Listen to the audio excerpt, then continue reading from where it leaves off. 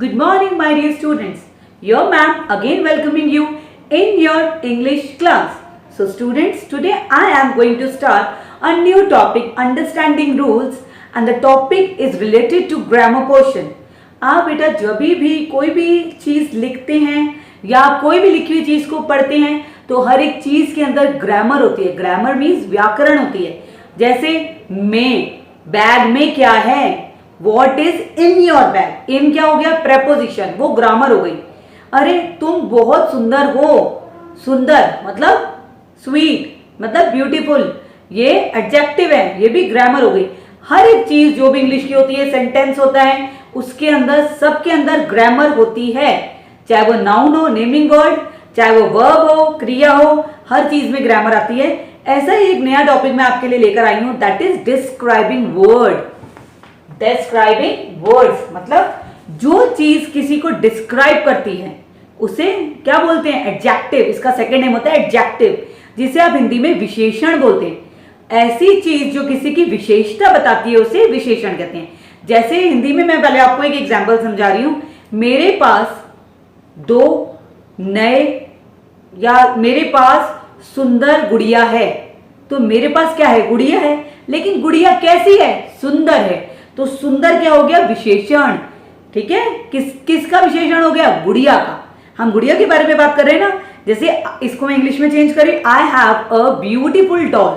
तो मेरे पास डॉल है, लेकिन वो डॉल है कैसी, ब्यूटीफुल. तो ऐसे ही जो भी चीज की कोई चीज की विशेषता बताते हैं. जैसे this is a white marker. ये मार्कर कैसा है, व्हाइट. दिस इज व्हाइट ना. तो इसकी विशेषण या इसका डिस्क्राइबिंग क्या हो गया, व्हाइट. मार्कर तो है लेकिन कैसा है, it is white in colour. Clear?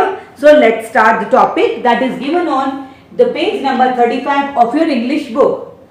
Understanding rules, describing words. So students, please listen carefully, तभी आपको समझ आएगा, otherwise आपको समझ नहीं आएगा. Words which tell us. ऐसे शब्द ऐसे मतलब ऐसे शब्द जो हमें tell us बताते हैं किसके बारे में, about something, किसी चीज के बारे में, किसी के बारे में, और समवन, किसी के बारे में या किसी चीज के बारे में. जैसे किसी के बारे में मतलब तो हो गया मम्मा के बारे में, पापा के बारे में, फ्रेंड के बारे में. और समथिंग किसी चीज के बारे में कुछ बताते हैं. ठीक है, कुछ भी किसी के बारे में बताते हैं तो आर कॉल्ड डिस्क्राइबिंग वर्ड. हम उन्हें क्या बोलते हैं, describing words. These words describe about naming words. जो ये डिस्क्राइब कर रहे हैं वो क्या डिस्क्राइब कर रहे हैं, किसके बारे में, नेमिंग वर्ड्स, नाउन्स, संज्ञा के बारे में. जैसे डॉल, मैंने आपको डॉल का एग्जांपल दिया था ना. डॉल एक नाम है, वो कैसी है तो बता रहे ब्यूटीफुल है. ऐसे आपके मैं आपको एग्जांपल समझा रही हूँ. Balloons, shiny balloons. बलून्स है, आप बलून्स खरीदते हैं, आपको अच्छे लगते हैं, तो बलून्स तो हैं. ये तो आपका हो गया नेमिंग वर्ड. बैलून्स तो आपका हो गया नेमिंग वर्ड. लेकिन ये बैलून्स हैं कैसे हैं वो, शाइनी. तो ये जो शाइनी है मतलब चमकदार, ये हो गया डिस्क्राइबिंग वर्ड. बैलून्स को क्या चीज डिस्क्राइब कर रही है, ये कि मेरे पास गुब्बारे तो हैं लेकिन वो गुब्बारे कैसे हैं, चमकदार. एनिमल तो है लेकिन वो एनिमल है कैसा, टॉल मतलब लंबा. एनिमल तो है, जानवर तो है, जानवर भी क्या हो गया, नेमिंग वर्ड. और टॉल क्या हो गया, describing word. Is that clear? So students, let's come to the exercise that is related to the describing word.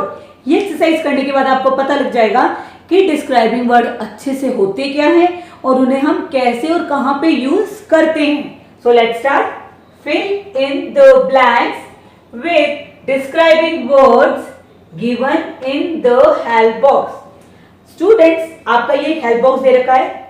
आपको जो नीचे fill in the blanks दिख रहे हैं, ये जो blanks दिख रहे हैं 5, इनमें आपको जो वर्ड्स हैं, डिस्क्राइबिंग वर्ड्स हैं, वो आपको इस हेल्प बॉक्स की हेल्प से लेने हैं.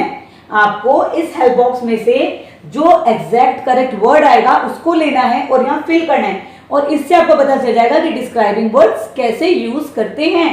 So coming to the first one. An elephant is a dash animal. हाथी एक जानवर है. कैसा जानवर है, हाथी एक जानवर है, सबको पता है. Elephant is a big animal है, तो कैसा है, बिग, बड़ा है ना. हाथी कितना बड़ा होता है, तो देखिए इसमें दे रखा है हॉट. तो क्या हॉट एनिमल है, गर्म है, नो. पिंक एनिमल है, पिंक कलर का होता है, नो. बिग, बड़ा है, यस, एलिफेंट कैसा होता है? बहुत बड़ा। तो यहां पे क्या लिखेंगे? Big, B-I-G, big. Now coming to the second one, the girl is wearing a dash dress. लड़की ने पहनी हुई है एक ड्रेस। कैसी ड्रेस पहनी हुई है? हॉट, गरम। गरम ड्रेस पहन सकते हैं? नो। Pink, yes. कलर बताना है ना, जैसे your ma'am has war a dash kurta. कैसा है? This is black. तो मैम, सबको पता लग रहा है ना मैम ने कौन से कलर का शर्ट पहना हुआ है, कुर्ता पहना हुआ है। This is black in colour. ऐसे जो गर्ल है उसने कैसा पहना हुआ है? हेल्प बॉक्स में से लेंगे हम पिंक। तो यहां पे क्या लिखेंगे हम? Pink, P-I-N-K, pink. Now coming to the third one, the monkey has a dash tail. Monkey सबने देखा होगा, बंदर। बंदर की पूंछ होती है, कैसी होती है? सबको पता है, लंबी। और लंबी को इंग्लिश में क्या बोलते हैं? लॉन्ग। यहां दे रखा है ना L-O-N-G, लॉन्ग। तो बंदर की पूंछ कैसी होती है? लंबी। तो लंबी मतलब long. The monkey has a long tail. Now coming to the next one, the pool is not dash. Pool, pool आपको पता है क्या होता है? जहां पे आप स्विमिंग करते हैं। यहाँ पे अलवर में बहुत कम जगह है, लेकिन है, और शायद आपने कभी विजिट भी किया होगा। तो पूल कैसा नहीं है? तो कैसा नहीं है? डीप, मतलब गहरा। कोई कोई पूल्स तो बहुत गहरे होते हैं। तो यहाँ पे हमने क्या बताना है? पूल कैसा नहीं है? गहरा। गहरे को क्या बोलते हैं? Deep, D-E-E-P, deep. तो यहाँ पे क्या लिखेंगे आप? Deep. Now coming to the last one, the tea is very dash. चाय कैसी है? चाय कैसी होती है? बहुत गरम। गरम होती है ना, गरम को क्या बोलते हैं? H-O-T, hot. तो आपको यहाँ पे क्या लिखना है? H-O-T, hot.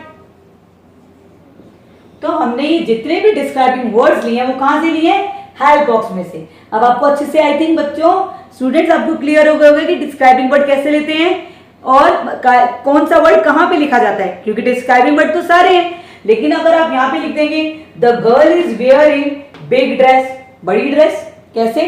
वो तो लॉन्ग होता है। अगर लिख दिया आपने the girl is wearing a deep dress, deep dress कोई होती है? गहरी ड्रेस होती है? नो। फिर अगर आपने लिख दिया the girl is wearing a hot dress, क्या गर्म ड्रेस होती है? नो। तो आपको समझ आना चाहिए कि आपको कौन सा वर्ड कहां पे यूज करना है। और स्टूडेंट्स, आप धीरे धीरे जब आप पढ़ेंगे, आपके कॉन्सेप्ट्स क्लियर होंगे, तो आपको सब कुछ अपने आप आ जाएगा। लेकिन उसके लिए आपको वीडियोस अच्छे से देखनी है, जिससे आपको अच्छी समझ आए। So students, you have to do this exercise in your English book on page number 35. You don't have to do this exercise in your notebook. आप बुक में करेंगे, इसको पढ़ेंगे, आपको समझ में आ जाएगा. So tomorrow I will come again with a new exercise of this chapter. Till then, thank you.